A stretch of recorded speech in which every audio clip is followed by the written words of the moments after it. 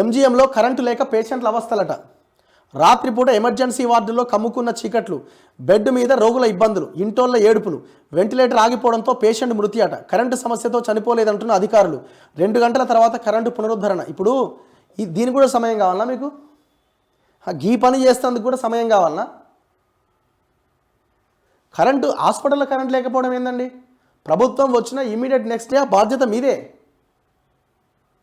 మాకు ఇంకా 6 నెలల సమయం, దీనికి కూడా సమయం ఎందుకంటే నాకు అర్థం కాదు.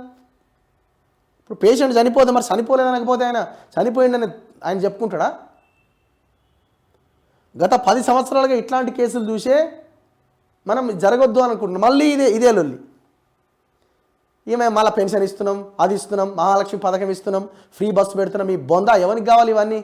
హాస్పిటల్కి పోయిన పేషెంట్ను బతికించే ప్రయత్నం చేయండి, సంపకూరి. స్కూల్కి పోయిన పిల్లవాడికి న్యాయమైన విద్య అందించండి. కార్పొరేట్ స్కూళ్ళని మూసేసేయండి. ఇది మాకు కావాల్సింది. నిరుద్యోగులుగా ఉన్న యువతకి ఉద్యోగాలు ఇవ్వండి. ఉద్యోగం చేసుకోవడానికి వాళ్ళ స్కిల్ డెవలప్మెంట్ సెంటర్స్ పెట్టే ప్రయత్నం చేయండి. ఇది చేయాల్సింది. ఇప్పుడు దీనికి కూడా మాకు సమయం కావాలంటారా? ఎందుకు లేదు? దీని మీద ఇన్వెస్టిగేషన్ జరగాలి ఇమీడియట్గా. ఎందుకు కరెంట్ ఉండదండి? ఒక హాస్పిటల్లో కరెంట్ లేకపోతే, వెంటిలేటర్ ఆగిపోతే, ఆక్సిజన్ రావడం ఆగిపోతే, పేషెంట్ చచ్చిపోతారన్న సోయి కూడా లేకపోతే ఇంకెట్లా? ఈ ఎంజీఎం అయితే అసలు చాలా దారుణం. ఎన్ని కేసులు చూసినాం మనం. ఒక పెద్ద కరప్షన్కి, ఒక మాఫియాకి అడ్డాగా మారింది. ఇంకొక వైపున సామాన్య రోగులకు వైద్యం లేదు.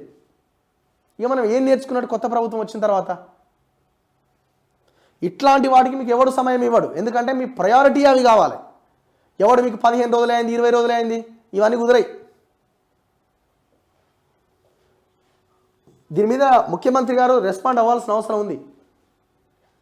ఇట్లాంటి కేసుల మీద గత 10 సంవత్సరాలుగా మీరు ఎన్నో ప్రెస్ మీట్లు పెట్టి ఎన్నో మాట్లాడారు. సో ఇప్పుడు కూడా మీరు మాట్లాడాల్సిన అవసరం ఉన్నది.